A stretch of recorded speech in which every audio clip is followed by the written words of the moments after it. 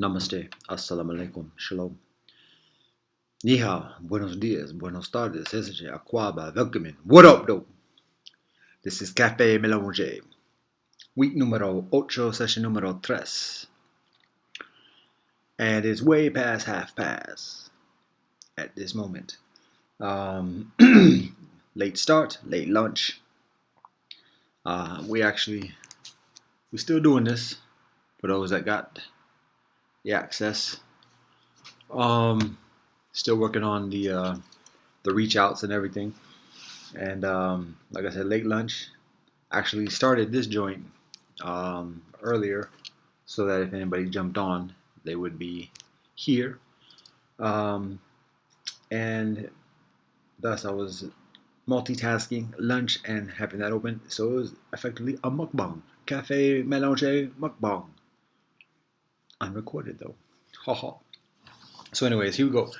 We got a number of cosas to share today. And I had to write notes this time, at least a list of what it is. So it includes a story. It includes some teachings building from what I shared before. It includes some challenging considerations.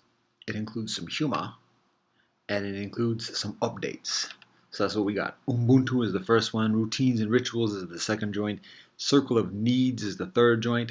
Humas. That's some Spanglish for humor. Further of the hue. Haha. That's some Mélanger Spanglish. How about that? And then updates.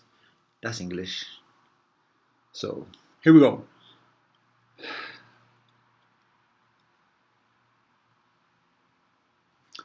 I'm adding one. Calling it audible. Heaven. Let's see if we can get to that one too.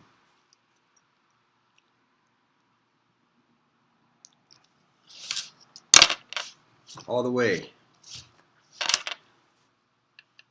There's some other things too, but it's enough as it is. And no late. So here we go. See how fast we can, how expedient we can be on this one.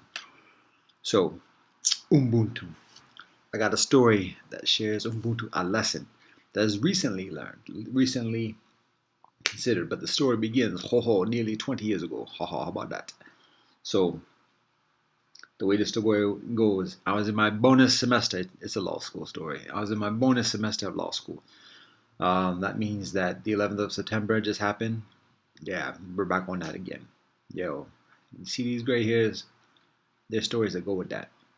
So anyways, and wisdom too, by the grace of God.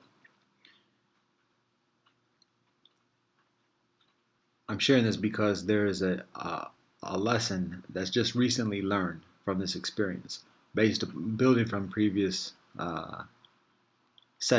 recent sessions, even this week. And so that's why I share it. But to understand the lesson, you got to know the story. So here's the story. I was in my bonus semester of law school. After having been failed, and the 11th of September happens, the attacks occur, and there's the hysteria and paranoia. Now, in that semester, I only took 2 courses, those courses. One is globalization and its discontents. I got the textbook I carried around with me still. Saskia Sasson. Sounds rather provocative, but anyways, that was one class. This story is from the other class that I take, which is negotiations. How about that? I dropped out of I dropped a course on warfare before everything happened, and seeing the hysteria in that course, I was like, yo, this ain't the one for me. Let's go into negotiations. So I took negotiations. Now this course was actually a special course. It involved a lot of exercises, meaning like role-playing situations, going through different situations and engaging in the negotiations with classmates, sometimes one-on-one, sometimes in teams, and additionally sometimes in the group in front of the class. So, and then there are obviously readings and strategies and methodologies and explanations and discussion amongst all these exercises. So, this story is about one of these exercises. So, in this exercise, basically the entire class. I'll say this for those who think it matters. The course was actually taught by a young professor from Harvard who made a special trip to the Potomac area on class days to actually teach a class. He and his assistant. So I just said that as a scene. So on this particular day, on this particular exercise, the entire class consists of about maybe 30 people, 30, are divided into groups of about 3 or 4. So there are about 10 groups, thereabouts.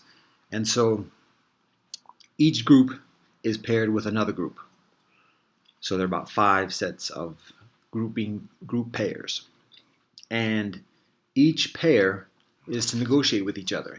We're given in these exercises, we're given like a statement of like what the detail or what the facts of the case or the situation are, and then we're given, and that's something that everybody has. And then we're also given a confidential sheet of like what our interests are, what we want to get out of the negotiation, what we can't concede in the negotiation, and additionally. And so each group pairing is given the same scenarios, and each group plays a role in each of those scenarios. It may be that there might not have been a confidential sheet on this one. People might have all groups might have had the same exact information, and it was just a matter of who can get the most out of the other group. And it was basically a simple format. There was the negotiation process included something like 5 stages, and then in each stage, there were like 3 options. Or actually, there were 2 options, but there are a number of different like scenarios that can come out of those 2 options. I think like 4. Yeah, that's what it is. So, but this is basically the thing. In each of the scenarios in each 5 stage, the two groups in each pair can either agree and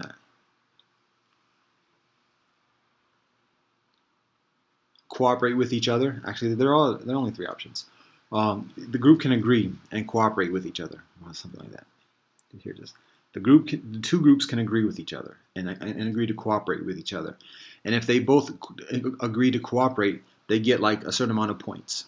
And it would be like something like maybe over 50 or something like that, maybe like 40, something like that. If both groups disagree, don't cooperate, can't negotiate, can't agree, then the group gets 0 points. Both groups get 0 points if they both disagree.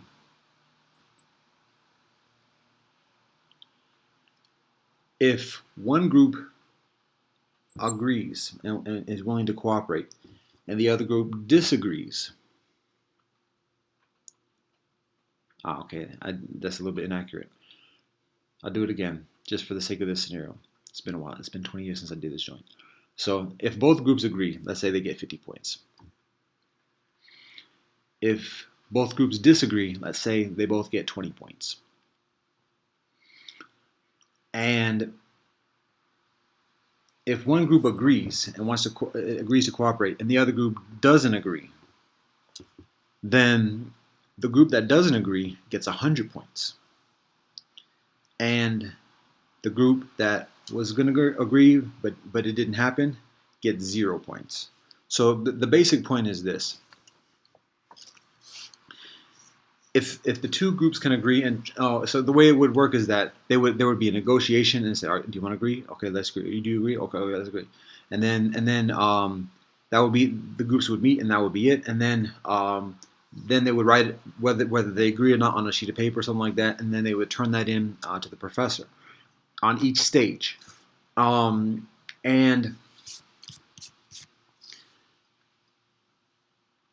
so it was like a secret ballot of like who if they actually agreed or not, regardless of what the negotiations were. So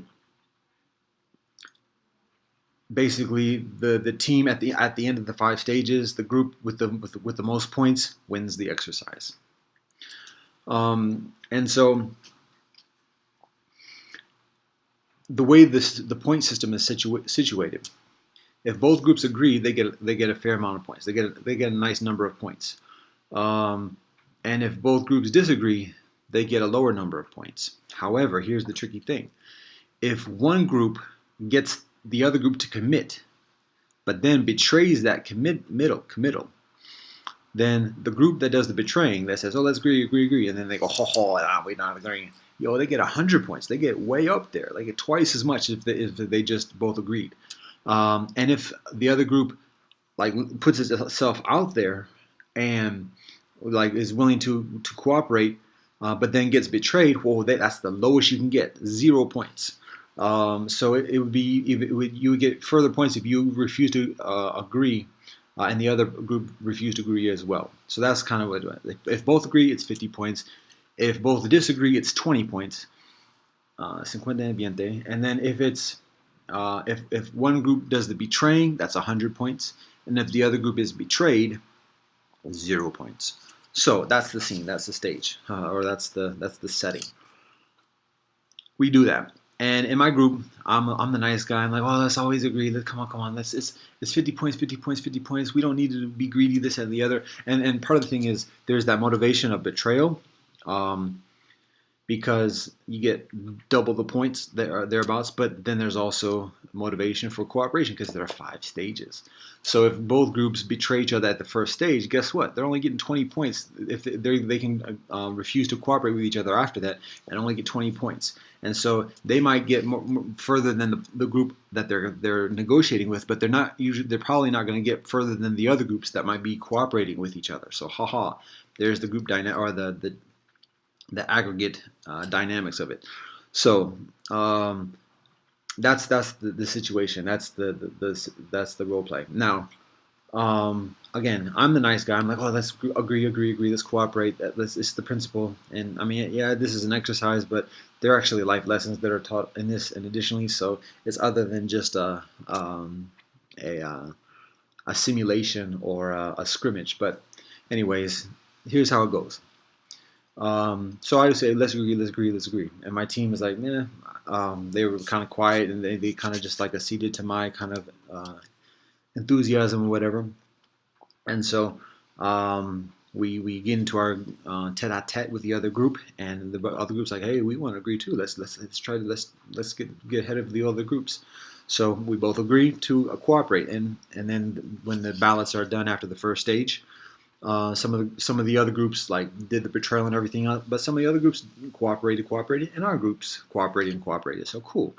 Then do the same thing second stage. You want to agree? Yeah, that's great. Let's see. We're doing all right. Nice God. Thanks God. You came through. All right. We trust you now. Okay. Nice. A wee bit. So all right. We do a second stage. Both agree. We both agree. So we're doing all right. Nice job. Trust you. Nice job. You followed through on your word. All right. Cool. Some of the other groups. Once both groups betrayed each other, that was like a done deal. Like the point wise, but also trust wise, because you're not gonna. It's very difficult to trust another group again after there is already betrayal. So, like, it was just a question of like which groupings, which group pairs would be able to sustain that trust through all 5 stages. So after each stage, it became fewer and fewer. And then it was like the 4th stage, and there were like 2 group pairs left who had been cooperating with each other all the way. All the rest had betrayed each other at one point, so had 0 points at one stage or 20 points or whatever, and we're out of the picture. So we got to by the 5th stage. Well, entering into the 5th stage, our group pair was the only one that was left that had not betrayed each other. So we're like, all right, nice. And then so I was like, oh, final stage now. What are we gonna do? And so I was like, yo, come on, let's go out on top. Let's by that I mean together as the group pairs. Like let's continue to cooperate. And the other group is like, oh yeah, sure, sure, sure. Okay, cool. Let's do it. Yeah, we've been doing nice this whole time. We got look at all those other people. Da, da, da. Even if we lose second place, oh, it's okay. But yeah. So all right, we both agree to cooperate. And then the ballots come in. Ha ha. Our group cooperate. The other group, ha ha, betrayal.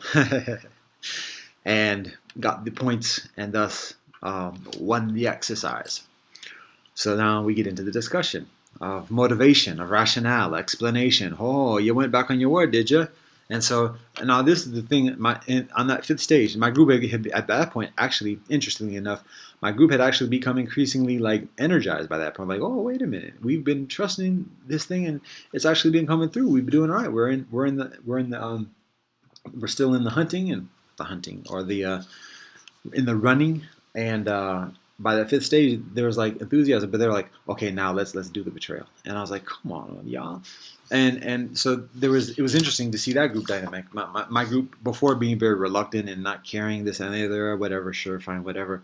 But by that stage, the fifth stage is like, you know what, this is kind of decent. Okay. But now we should cash in now. I was like, come on now, it's the principle, yo. Let's be true to that. And by that point, I was the one who was saying cooperate the whole time. So I had like a certain amount of standing and influence and even authority in our group discussion because I've been saying the same thing the whole time. Let's cooperate. And by that, so that anybody who, even with that enthusiasm and that eagerness, and then the coinciding suggestion to cash in, it was still qualified by the constancy of my message that I shared throughout the exercise. So then when we got betrayed, haha, it's on me too. It's like, yo, we told you should have done that, but they were quiet because they couldn't say anything because they knew it had to be in that way. So, but now I had to answer for that. I still had to answer for that. My group trusted me, and we got betrayed. I have responsibility for that because I'm the one who advocated us being in that vulnerable position of being betrayed. So, where am I going to get that justice, that balance, in the discussion? Oh, and ask the other team. Oh, you said you're going to cooperate, did you? What happened to your word there? And I'm not quiet about it. Like, let's talk about this. Let's get it out there. You're not going to get that. Just them points is going to be costly for you. It's going to be expensive. So we're going to have it in the discussion because, again, there are things beyond the exercise and beyond the points, and you done sacrifice that. So we're gonna talk about that for your benefit, so you can get that out. And so let's hear that reason why he had to do that. So we got into the discussion, and the leader of the other group, who had been who had been like my counterpart in our negotiation, he took again the lead in speaking for the group, and he was very emphatic, and he started getting into his lawyerly jockeying or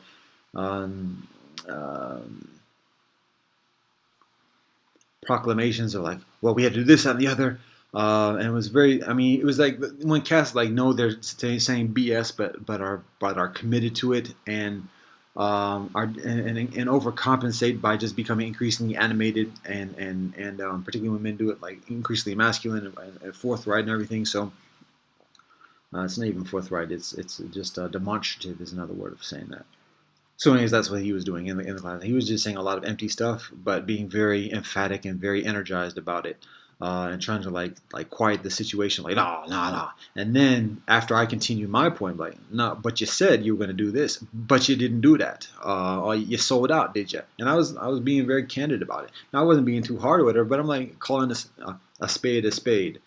So anyways, he didn't like that. So he started getting to me. He's like, well, it was because of you, and you it was because of you we had to. And I'm like, what? What are you talking about? So when it got very obviously ridiculous, the professor intercedes, and I was about to like unload or at least unleash a little bit after the guy started coming at me and saying it was faulting me and my team's fault. We had to do it because you did this and the other. I'm like, nah. And then the professor stops and says, oh. And then he says a little bit of word about, again, trust and knowing what a person's about, and and basically about corruption and this and the other. And there were a lot of innuendos that were in that professor's comment, but the innuendos were dissatisfactory. So, um, anyways, that's the story. Now, to be honest, I've talked so much that I have to think about what the recent lesson is. Oh, all right, now I got it. Okay, so ha ha ha ha ha. Yes, this is what it is.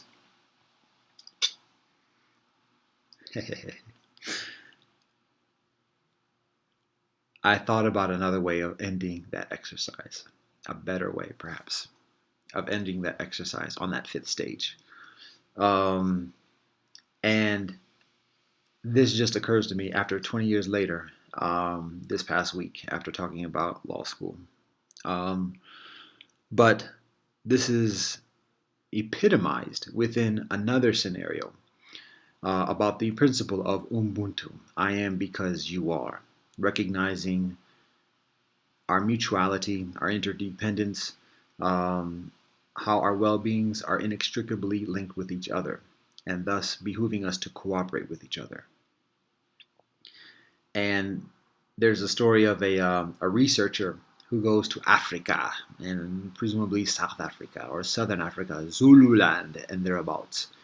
And he goes to this village, and he's got the Western treasures and this and the other, motivating people to participate in his schemes. So his studies, and on this particular occasion, like he's visiting the village and he's doing his anthropological studies, and the village agrees for him to like ask the children of the village questions. And so, in one of these exercises, the uh, the anthropologist has some candy. He has a nice bag of nice candy, and he says, "Okay, here's the game. Here's the deal. I will give this entire bag of candy to the person who can cross that line first." That's what he says. Effectively, that's how the story goes. I'll give this bag of candy to the person who can cross the line all the way over there first. Whoever runs the fastest and crosses the line first gets this entire bag of candy. And so the children just, their eyes light up. Oh, that candy. Oh, that's nice, nice, nice. Oh, yeah. So, boom, the race begins and the children run in one telling of the story. In another telling of the story, no, they run. We'll just keep it to that one. They run, run, run, run, run. But when they get to the line, haha, they stop. They hold hands, and they all cross the line together. And so the anthropologists don't know what to do with that one. So he gives the candy to all of them. And he asks them again in the discussion part, why'd you do all that?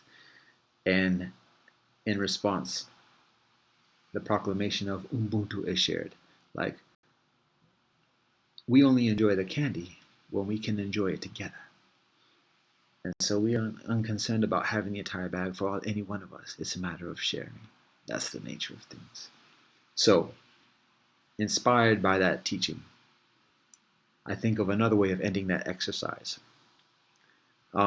Instead of, well, in that fifth stage, when it comes time to turning in our ballots of whether we want to cooperate or not cooperate with each other, and in accordance with the stipulations of the professor and the implications of the binaries and everything else. It's a matter of like going to the other group and be like, "Yo, we tied at this moment. Just finished the fourth stage. Yo, let's not cooperate, and let's not cooperate. Let's not fill out the ballot at all. How about that?" And that way, we both trust. We don't have to worry about being betrayed because we're not putting anything down. Because now, we challenging the parameters of the game. So, didn't think of that at that moment, but one of the lessons that continues afterwards. That's part of that notion of thinking outside the box while still living inside the box. Oh, it's tricky. It's tricky to rock a rhyme. To rock a rhyme that's right on time. It's tricky, how we say. Anyways, all right. That's cosa número uno. Cosa número dos. Routine and rituals. So, a few things precipitate this consideration. What's I got to do with melange? That should be evident by this point. Um, Routines and rituals.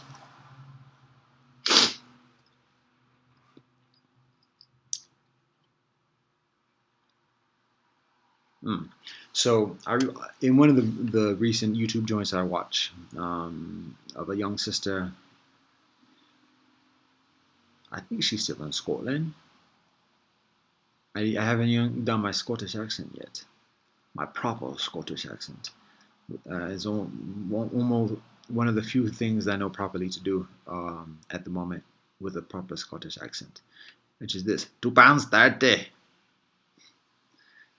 That's very distinct in my memory. It's what the cabbie says after we went to the pub one day, just very distinctly, and so it's in my audible memory banks. £2.30, and now it's getting a little bit Irish on that one. But anyways, the sister, Vanessa Canby, and her family, the Canby family. Presumably, again, I'm not sure if it's her maiden name or her married name, but she talks. I saw one of the titles of her vlogs or videos about how she meets her husband. She talks. She references the law of attraction, and she actually mentioned this in another video about like planning, like putting it on whatever that I don't do the law of attraction thing. I know that's anti YouTube culture, or whatever, but it's like common sense, or it's just like another the newest articulation of just dependent origination. Anyways, I don't knock it if it does things beneficial for people. There it is. But my thing is not to promote law of attraction. I'm just saying that's what she was talking about. And she said she was writing her whatever it's called, the memory board or dream board or whatever it's called. And I don't mean to be flippant on. I don't know what it's called. I have difficulty recollecting what it's called. But one of those things about writing what one wants in life, and then like uh, doing a regular kind of plan of action or mindfulness towards getting that, and then looking back at it and seeing where things go. And I've seen a number of YouTubers reference this. So, anyways, she describes that her meeting her husband as being on her dream board or whatever it's called. So, um, I think to myself, and she also mentioned something about like planning ahead, 5 year plan, 10-year plan, and other people talked about that again, particularly in the context of being married, of like where do you see yourself in 5 years, where do you see yourself in 10 years? So I think to myself, that's something I did grow up with, and I do remember doing it myself, particularly in business school when these things are popular. Um, what's your 5 year plan? What's your 10-year plan? And again, also even as a premise for meeting young women, is like, what do you see yourself 5 years? This and that. Do these things coincide with each other? And there's legitimacy within that. There's legitimacy within the dream board, additionally.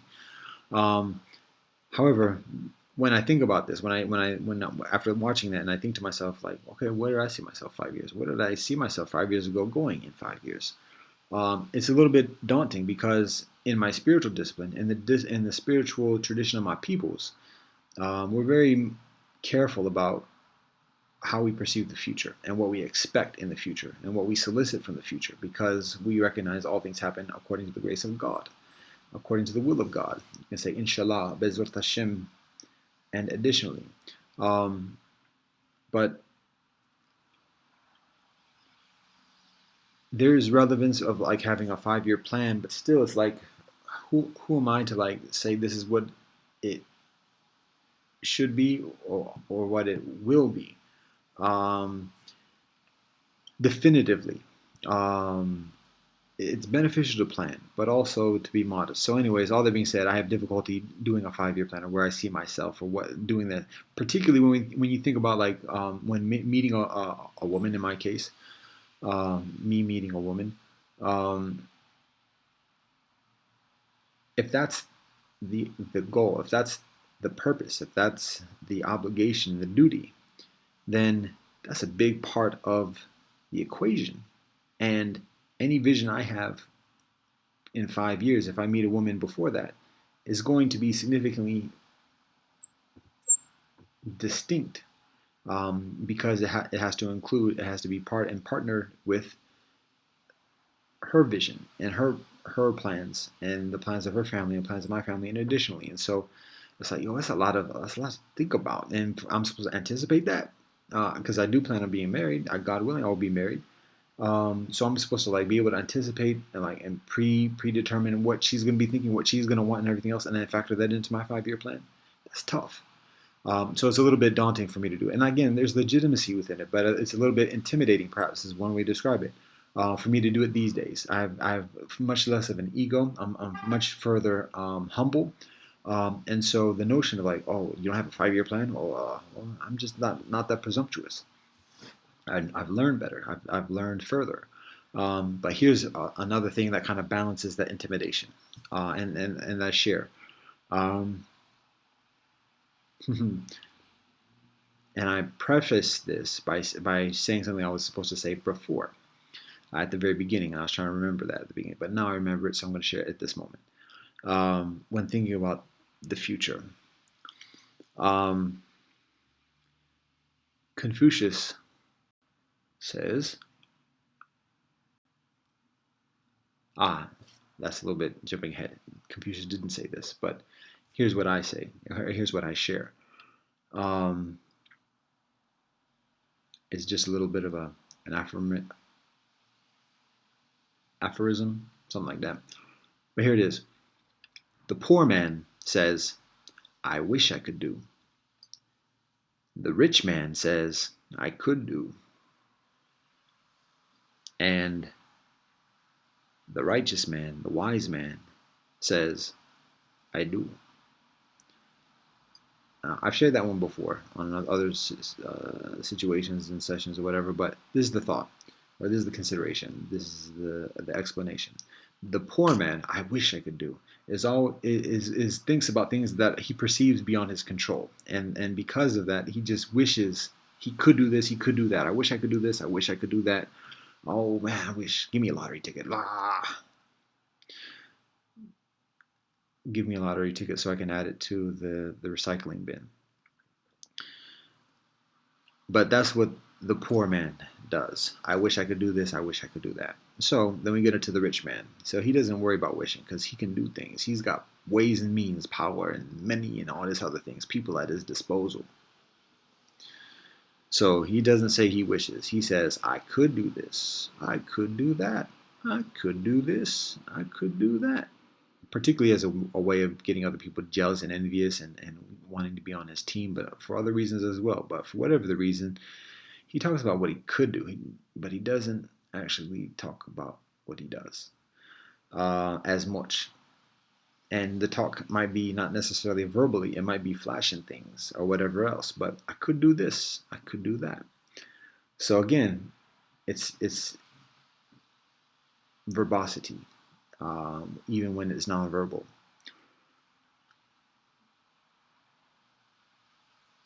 Gesticulation, conjecture, unactuality. So that's the rich man. The righteous man, the wise man, doesn't worry about wishing, I wish I could do that. And doesn't worry about possibilities of power. No, no, no. I do. He does it. He just does it. He don't just is it, do is it, does it, bees it, all that. Um, and it speaks for itself. And the further consideration with that is that it does it on a regular basis, day in and day out. And that's when we get to what Confucius teaches, which is rituals. And this was the second part of what I was mentioning in the previous session earlier this week. I'm trying to remember what the it was a dual thing, but one of the things that Confucius emphasizes, honoring our ancestors. I talked about that yesterday, honoring our ancestors, but also maintaining rituals. And so Confucius talks about that being a formula for stability, harmony within oneself and within society. Honoring our ancestors and ritual, doing things regularly, and connecting with the ethereal in an intentional and shared manner. And that's one of the reasons why I mentioned, and I meant to mention that yesterday in terms of, or in addition to honoring our ancestors, also practicing our rituals. Um, so um, there's that. That's part of that I do proclamation. And many people, particularly Menlange brethren, who tend to be leery of organized religion or authoritarianism, in addition, they might say rituals. Oh, come on, man, you just said the R word. Whatever. Um, yeah, but it's need it's needed. It's necessary. And the consideration is we do rituals one way or another, and so it's a matter of being increasingly intentional and attuned with the conditions of the universe for our own benefit. So those are like formal rituals, traditional, spiritual, religious, but it's also our routines, because it's through our routines that we strengthen our experience of regularity and our experience of constancy and trust within ourselves, trust of ourselves towards others, and trust of others towards ourselves. People see us doing the same thing day in, day out, week in, week out. Yeah, we know what he's about because he's been doing it. We can trust him to do that, and this and the other. So um, it's rituals, but it's also our routines. And again, we strengthen the regularity. It's like swimming in a little swimming pool. You get that current moving, then you can when you get tired of walking or whatever, you can just ride with the current because it's built. It's that momentum, and so that's part of the nature of routines. And so it might skip one day, might skip a day here, this and the other, or might miss a day. Okay, but keep back on the routine. There's regularity, there's trust, there's strength. So there's that. Um, Additionally, when we talk about marriage, meeting a spouse, and additionally, rather than worrying about going online to online dating things, and I say that because I've been on it, and people are like, "Oh, you're talking about?" I'm just, it's unfavorable. It's not an optimal. It's not even. It's it's unhealthy, effectively. But I don't want to be too down on it. But rather than doing that, rather than going to bars or this and the other or other things, be in a routine. Go in the same places on a regular basis, and then when you see other people, uh, particularly of the opposite sex and with prospective mates, doing the same routine, now you see who it is that may be considered a genuine prospect for marriage, because they are doing the same things you are doing. And so when in being married, being together in partnership, it's not a matter of making huge adjustments and changing people's lives drastically. You're already aligned because your routines are already simpatico. And it might not be all routines, not everything that you're doing, but the things that you're doing that are most important to you when people are around you doing the same thing. Aha, there it is. May not be the most sexiest, this, that, and the other, but healthy, strong, regular, trust. So rituals and routines. Thus says Confucius. Um, there it is.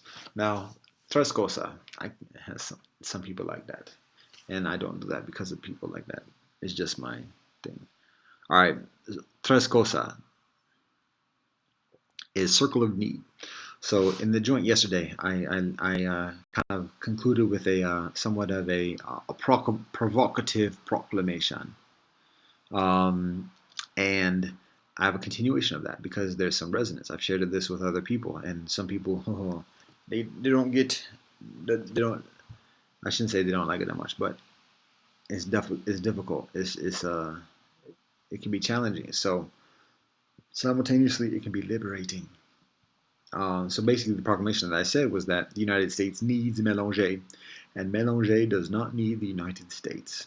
And I explained why that is before um, in the session yesterday. So I ain't going to go into the details or the semi-details that I shared yesterday. But I will share this, what is considered since then, or further since then.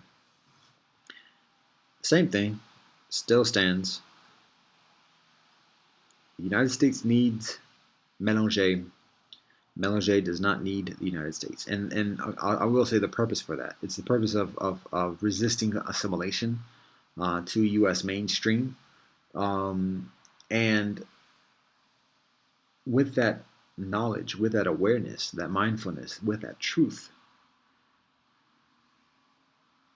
being able to better see and experience and manifest the balance in negotiation with institutions that are historically aligned with U.S. mainstream.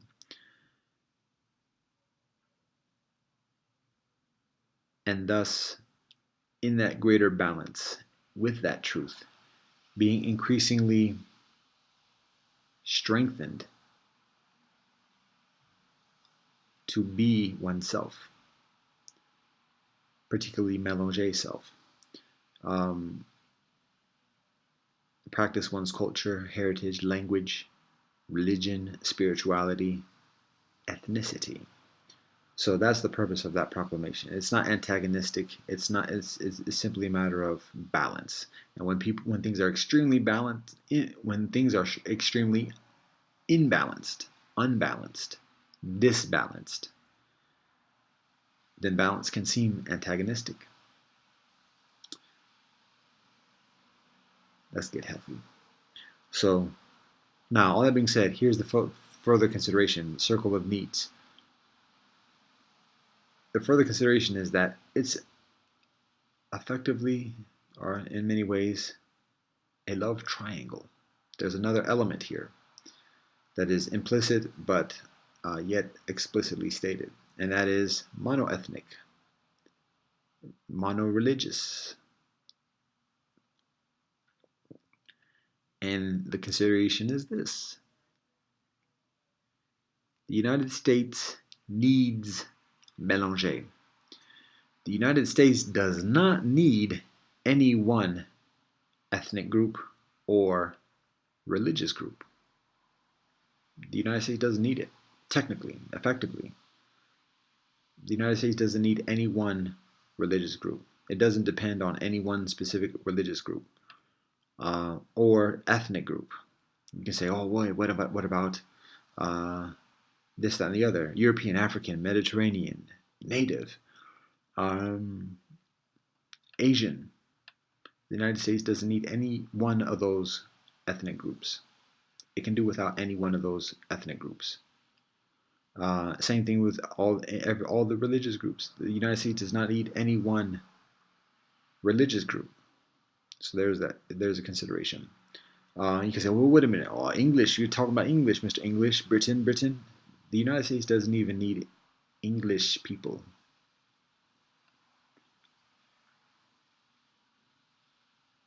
That's the nature. So, now that being said, Mélanger needs each ethnicity, and Mélanger needs each religion. That's the nature of Mélanger. So again, that makes things increasingly perhaps interesting or balanced or leveraged in terms of negotiation and influence, but that's the thing. The United States does not need Mélanger. Strike that. Lapse of concentration.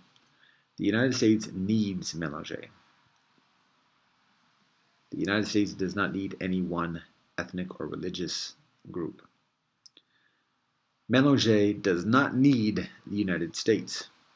Mélanger needs each ethnicity and religious group. Ethnic and religious group.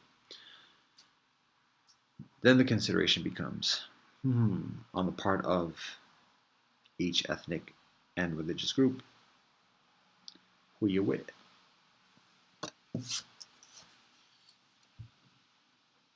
So I'm gonna leave that there. That the speculation or the pontification can go further into details about motivations, expectations, um, benefits with alignment in either direction.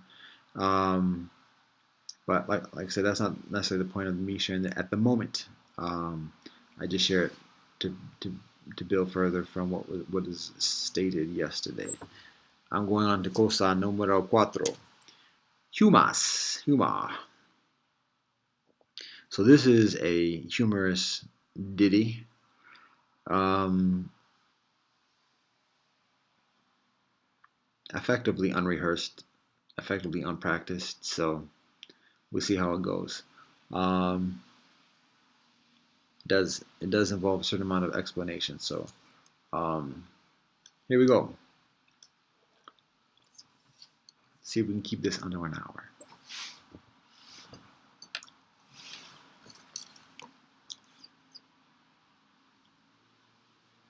This is about British brethren. There seems to be a man amongst British brethren who is well known by all Brits, by all British brethren, and particularly amongst middle class British brethren. And the way in which our British brethren speak about this man, he seems to be a man of the ancients. When we study the name of the man, the etymology, the history, he seems to have been around for a while. And again, also, but by the way he's conjured, how by the way he's referenced, seems to be well thought of. Because um, British brethren have a custom, a way of talking, whereby, again, particularly by the middle class, and the middle class that tends to be rather leery again of authority, distrusting, and kind of independent. So to speak of any kind of like particularly ancient men in categories, all races, all ethnicities, all classes. Speaking of this man, and particularly within the middle class, to speak of him in such a way says a lot. And the way it's done is that there's a custom of like referencing this man, and even like talking casually amongst loved ones, and additionally even like new acquaintances, and soliciting an affirmation if the listener is indeed familiar with who the man is. And so there is that reference to the man, but then immediately afterwards, there is a proclamation, and presumably it may be a teaching of that man. And so it's a matter of confirming whether the person is indeed familiar with the man, and then going on to proclaim something, presumably that the man teaches, a teaching of the man. Um, to communicate some of the experience of the speaker. So I'll give an example of how this goes. Oh, first, before I do that, I'll say this: the name of the man. The name of the man is what? And again, as he's referenced, he seems to be a man of stature in the history of Britannia, maybe a duke or an earl or even perhaps a king. The Earl of what? Um, but the way that he's referenced in conversation, daily basis amongst people, repeatedly, countlessly, is often as follows. He says something like, "Do you know what? It's a beautiful day today. You know what? Actually, there's beauty in every day, really. And you know what? Birds are fantastic. And you know what? Insects are amazing. Spiders are amazing. You know what? That's about enough." That's the joke. That's the humor. like I said, it's unrehearsed. So there it is. Now we go on to updates. We might actually finish this in less than an hour. Updates. So the mixed ethnicity, the mixed heritage discussion group is going on. We've been doing it tough for 2 months now, along the same time frame of these cafe mélanges, or is it cafes mélanges? Cafes mélanges. A mayonnaise of mélanges. That's enough. All right. We've been doing the mixed heritage discussion group for going on 2 months. Now we're starting up on 3 months now. 3 months. 3 meses. And there's been some waning.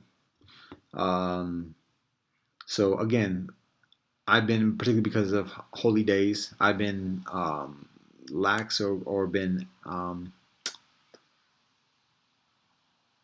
reserved or unattentive in reaching out to people, and so seeing the results accordingly.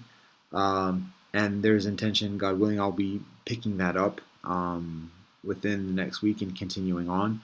But also doing it with a certain amount of awareness of where people are, and that's one of my challenges.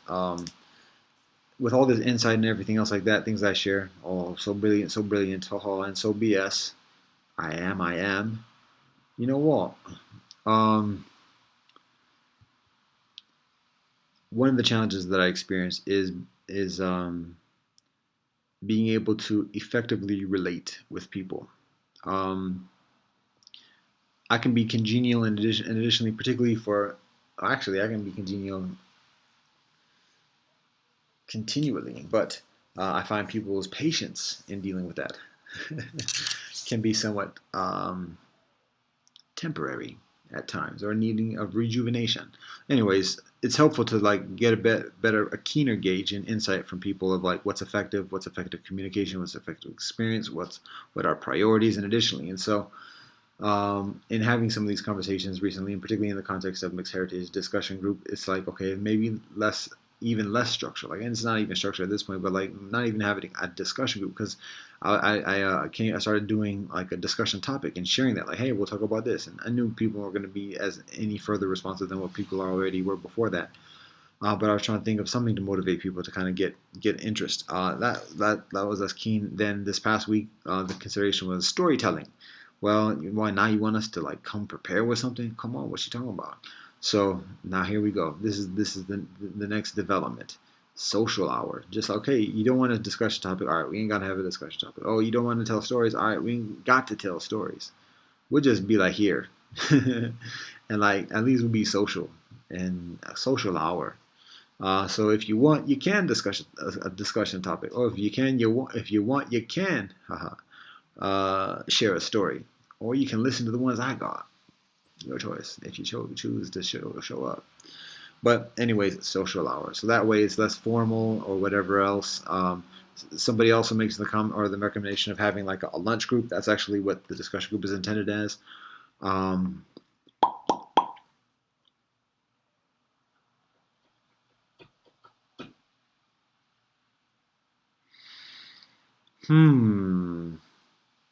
So yeah, social hour. That's how we're framing it, and so that's for the tres hour or the quince hour, the 3 p.m. 1500 hour session, as well as for the 19 hour, the 1900 hour, or the 7 p.m. Session. We're also following up with some other developments along those lines as well, but I'll leave it at that for the moment. The other consideration is, right, we're concluding with heaven. So before we get there, I'm going to share this ditty about eating. This is a recent thought. Okay, mélanger, relevance. Well, we've shared Confucius. We've shared some British humor. We've shared the circle of needs is directly mélanger. Ubuntu is effectively mélanger, sharing. That's what we're talking about. So what's this joint got to do with mélanger? it's veganism. So here am I promoting and proselytizing my veganism. I'm just sharing my experience and my thought. And I invite anybody from any ethnicity or multiple ethnicity, mixed heritage, mixed ethnicity, to consider this, to think about it, to observe what I'm describing. Um, and this is how it goes. Um, Based from recent experience, I think about how animals eat. Um, and when talking specifically about veganism, a lot of people, particularly meat eaters, talk about the wild and what happens in the wild as a way of verifying what humans or what people do. Um, so there's certain legitimacy within that line, that rationale, but there's also a certain amount of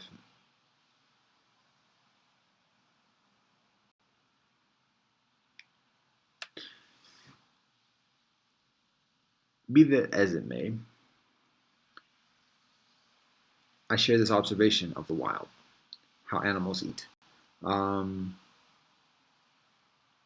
and in a recent occasion of seeing bones being eaten by beings, I think about in the wild when lions kill an animal, a springbok, or an antelope, or a gazelle, or a zebra, or even a buffalo.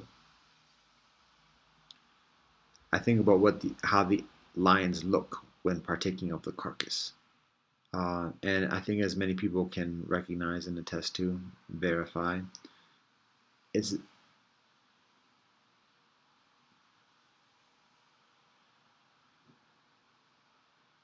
vociferous, voracious. That's what it is. Voracious. They go at it. They tear it up, literally tear it up, and like go at each other whilst they're doing it as well because they're fighting to get as much of it as they can. That's how lions eat. Now, in some ways, it can be, and sometimes on certain instances, it can be less um, uh, of a scene than on other such situations. But when you just look at that scene, when you look at that picture, look at that image of a lion eating the carcass of another animal, yo, that's tenacious. Yo, that's like hardcore. That's like it's not even all. It's predatory. It's voracious. There are other words that I can think of if I make an effort, but we're running on that 1 hour mark. So, anyways, it's just wow. Okay, but the other thing is also if you look at like pretty much any predator eating its prey, it's a nasty sight. It's like that's not a judgment, but it's just like they're eating another animal. They're like tearing it, getting the guts and everything else like that. Hawks, wolves, hyenas, crocodiles, and additionally, just at it, animalistic, um, beastly, all pretty much. Uh, it can be considered the vast many predators of Earth. That's on one side of the coin. Now, on the other side of the coin, you look at how herbivores eat, animals that just eat plants. What does it look like when they eat? You watch the zebra in the grass, eating the grass. That's it. Usually as a group, and usually when the only time there's excitement, I mean, it's like, oh, one of them lions coming on. We gotta get out of here. Same thing with the gazelle. Same thing with the springbok. Same thing with the antelope. Same thing with the buffalo.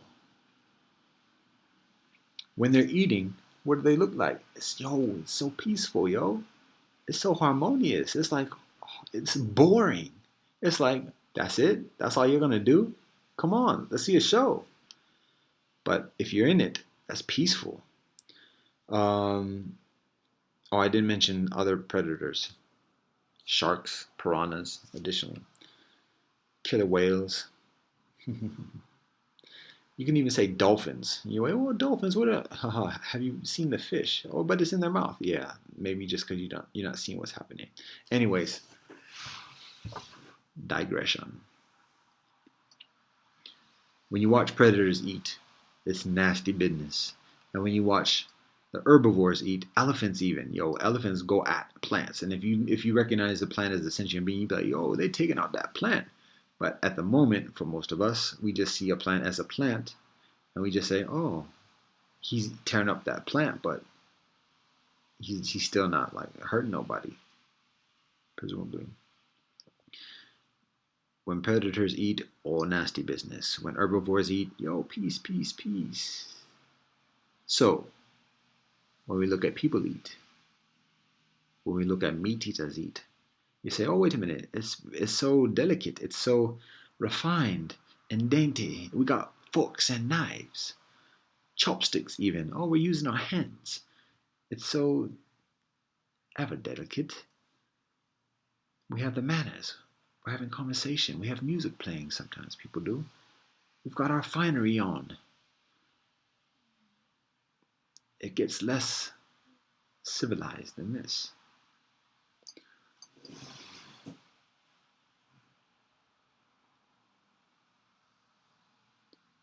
Here's a consideration. Over an hour. Here's a consideration. Yes, when you look at people eat, now, first of all, when you look at a lot of people eat, people are stuffing their faces. Not necessarily, it's regardless of what they're eating, whether it's meat or otherwise, because, and I can be called guilty of doing the same thing, just stuffing the face. So that's one thing to be mindful of, that. But this one thing I've recently observed, and again, I'm inviting people to also consider this and do their own experimentations and validate or validate or invalidate what I am sharing, the observation that I'm sharing. It's this. When people are having a conversation, sitting around a meal, and this and the other, before the food comes, before the food is shared, there's like a certain tone and vibe and everything else like that. And then when the food arrives, and particularly when it's increasingly animalistic, like if they're bones, like if it's like chicken or ribs or like I haven't seen a stuffed pig or anything else like that, but when it's increasingly like less processed, when you can see like the flesh and like the bones, people become increasingly animalistic when they partake of it. And it's not within the explicit behavior. It's not people like fighting over it or whatever else like that. But if you listen to the words, if you listen to the rhetoric, if you observe the intellect that changes when people become animalistic in eating that, the mentality changes because the nature of behavior changes when a person partakes of another animal. And it's manifested within the discussion. The humor becomes increasingly biting, the criticism increasingly biting. Whether it's towards others in the group, whether it's towards others outside the group, whether it's towards oneself or otherwise, it just becomes increasingly primalistic and predatory. And that does have further implications because what we say when we're eating is a sacred, holy thing, and it has so many significant influences beyond the meal itself as we continue in life. So it's something to be mindful of, how the things we say when we're eating shape who we are when the meal is concluded. So I just share that as a consideration. To listen to the discussion, particularly when the meal is when the animal is being consumed, how people's stories change, how they become increasingly predatory, and additionally, because there's a shut off switch when it comes to compassion, metta, ananda, chesed,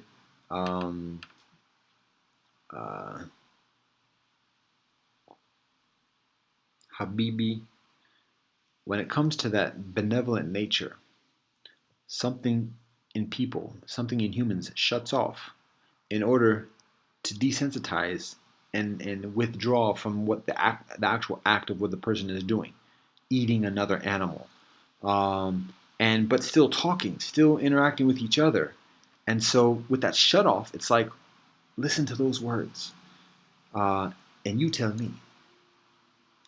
So, anyways, that's thought. Now, you say, well, you're going to end on that. I said, we're going to end with heaven. So, here's how we conclude this joint for today. It's still over now. Was it still over now? Oh, yeah. All right. Here's the thing. Now, this is a little bit, I'm getting into my preachy thing. And I invite conversation on this. It can be nothing less than an invitation for conversation. It just happens to be I'm the only one here. This joint is still running. I had a full battery, so it's still on today. But anyways, so I invite response on this joint. But here it is: proclamation, controversial, revolutionary, apostatic, or you can just say heretical, or otherwise heresy. Here it is: everybody goes to heaven. At the end of the day, at the end of life, everybody goes to heaven. Full stop. Everybody. Now, for many, that might just seem very awesome at the beginning, just like, oh, you mean I'm going to heaven, confirmation, oh, I feel nice. But then they think, oh, wait a minute, now, hold up. You mean so and so is going to heaven too? Wait a minute, they've been doing dirt. That too? Everybody goes to heaven when we pass from life. Now, the addendum to that is this. You said full stop. Well, before you get to the full stop, here's the addendum. Everybody, each of us, answers for everything that we do in this life. Everything that we do, everything that we say, everything that we think, we answer for in this life. We answer for it. And again, people say, oh, hold up now, because I seen this cat do dirt and this cat do dirt, and I ain't seen them never answer for nothing all the way up till they done took it. Everybody answers for what we do in this life. You may not see it. It may not be as evidenceable, visible, explicit. Everybody answers for what we do in this life. Everybody respectfully answers for every individual answers for what every individual does respectively in this life.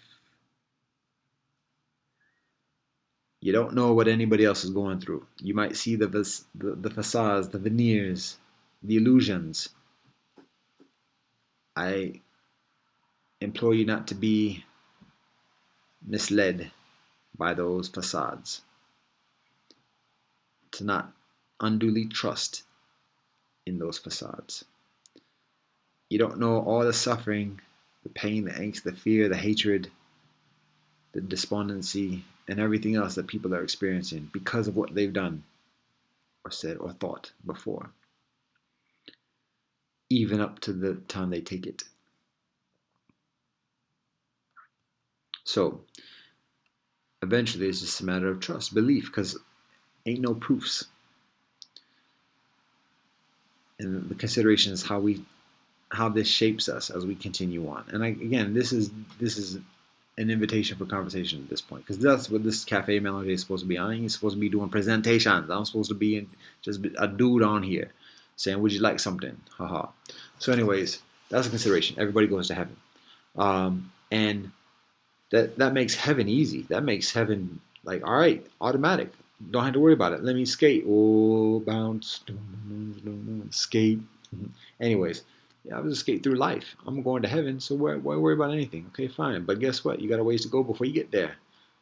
So you got some doing on that.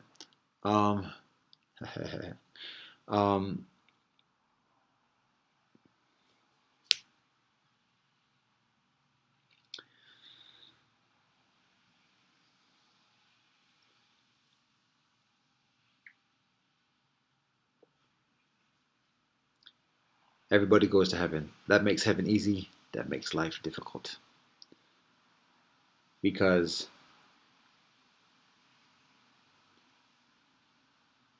we've got to wrestle within this life. And even further, we have to be at peace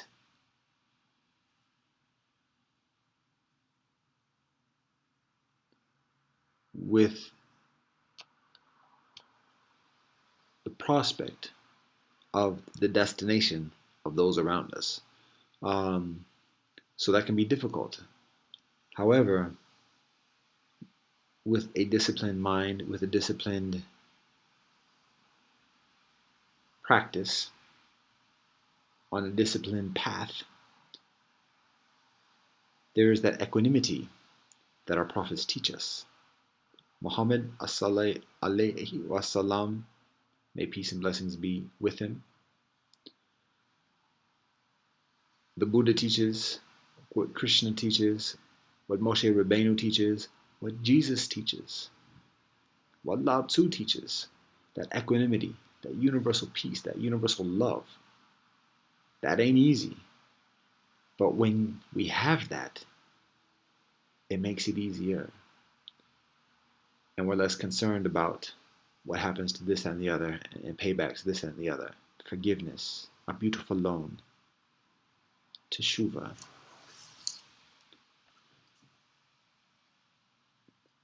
We worry less about the payback, the retribution, the vengeance. We have a better understanding what justice is. Yes, we be righteous. Yes, we stand against aggression and the atrocities that people are committing. Yes, we do that. Continue to do that. But when we have things controlled, when we have things quelled, and it comes down to the tribunals, it's not a matter of sending a message to others by what we do afflict towards the previous transgressors. It's simply a matter of saying, you done did this. We got to keep you away from the potential of continuing to do that. So we're going to lock up. Ain't got to kill, ain't got to torture, ain't got to put on a pole, impale, and otherwise make a spectacle, make a lesson. Make a way for the people to continue further righteously. Yes, that might be in quarantine. Yes, that might be in solitary. And yes, that might be indefinitely. But that's the way it be. So anyways, everybody goes to heaven. That's how we end this joint. There it is. There we go. Namaste. Assalamu alaikum. Shalom. Zajin. Adios. Te chakris. Esempe na asabubo. Esempe na asamubo. Kirling Ofred. One love and peace.